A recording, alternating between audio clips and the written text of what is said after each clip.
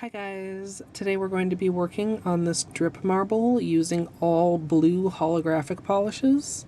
So if you'd like to see how I did it, just stay tuned. My nails are currently bare. Just got in from gardening, and if you'd like to see the literal fruits of my labor, you can check out the picture on Instagram. But just gonna go over the colors quickly. These are all Color Club. The first one is Harp on It, which is like a silver holographic. Then we have Blue Heaven, which looks very similar but is actually a light blue. The third one is called Over the Moon, and I think that's a little more obviously blue on camera. And the final one is Crystal Baller, and that is the darkest blue. Again, I'm working on a little plastic lid, and I'm just going to be laying out drops of each color and then swirling them around. I am actually going to be starting out with 2 drops of the silver this time, just because that worked out well in my testing, and I will of course show you guys some of that at the very end of the video.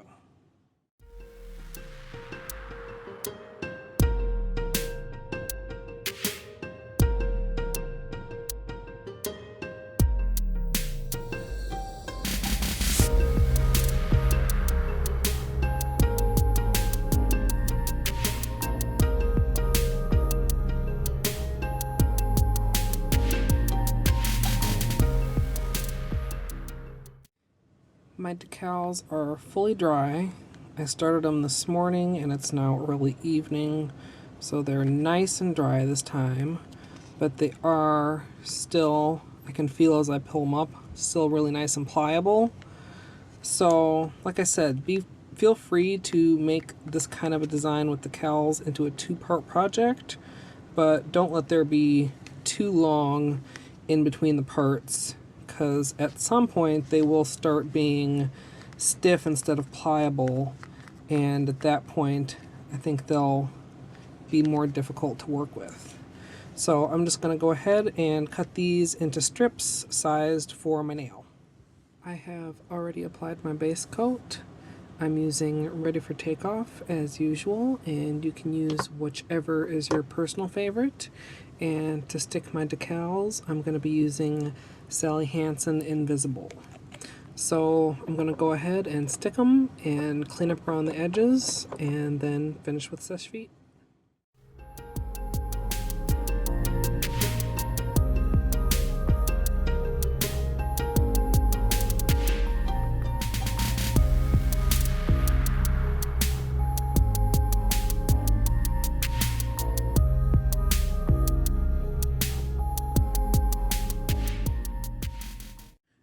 To trim off around the edges, I'm just using my orange stick to basically poke through the decal.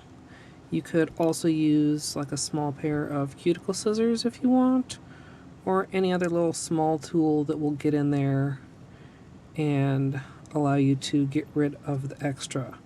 One other thing that I wanted to mention is that you may come across spots where you didn't get the decal on quite straight, or for whatever reason there's a little bit of the nail underneath showing, like right here.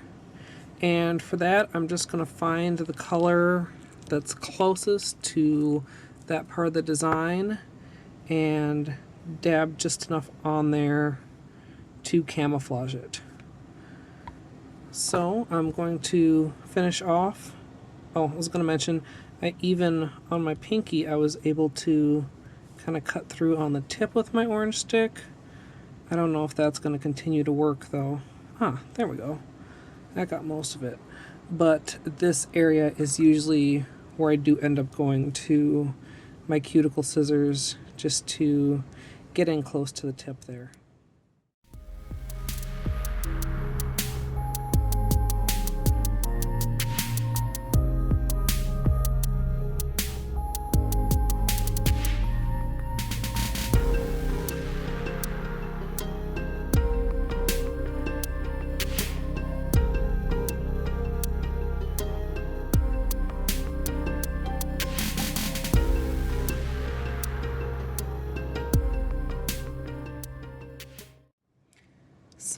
here's the finished manicure, and not only am I really happy with these, I think I'm actually getting the hang of doing these decals.